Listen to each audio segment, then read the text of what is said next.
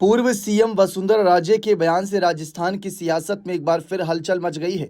राजे ने बीजेपी के दिग्गज नेता रहे पूर्व मंत्री प्रोफेसर सांवर लाल जाट के अजमेर के सिरोंज गांव में उनके मूर्ति अनावरण समारोह में कई ऐसे सियासी तीर चलाए जो बीजेपी में चर्चा का विषय बन गए।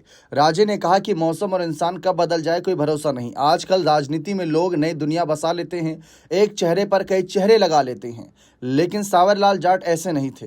वे मरते दम तक मेरे साथ थे। समारोह में राजे ने पूर्व उपराष्ट्रपति भैरव सिंह शेखावत समेत कई नेताओं के नाम गिनाते हुए कहा कि उनके नहीं रहने से पार्टी को बड़ा नुकसान हुआ है।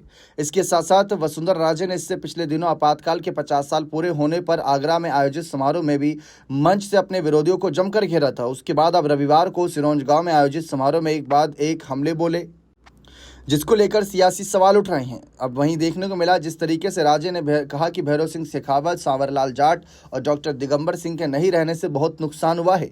वे मेरी मदद के लिए हमेशा तैयार रहते थे। सांवरलाल जाट जैसे अंदर से थे वैसे ही बाहर से थे। सांवरलाल को किसानों का मसीहा बताते हुए कहा कि वो भी मेरी तरह राजनीति में पूर्व उपराष्ट्रपति भैरव सिंह शेखावत की स्कूल के छात्र थे। उनकी अजमेर लोकसभा चुनाव लड़ने की इच्छा नहीं थी, लेकिन अनुशासित होने के कारण लड़े और जीते भी। राजे ने कहा कि हमने 2018 में जब किसानों का 50,000 रुपए तक का कर्जा माफ किया तब सांवरलाल जाट होते थे, बहुत खुश होते थे। राजे ने कहा कि अजमेर में बिसलपुर का पानी उन्होंने ही पहुंचाया था।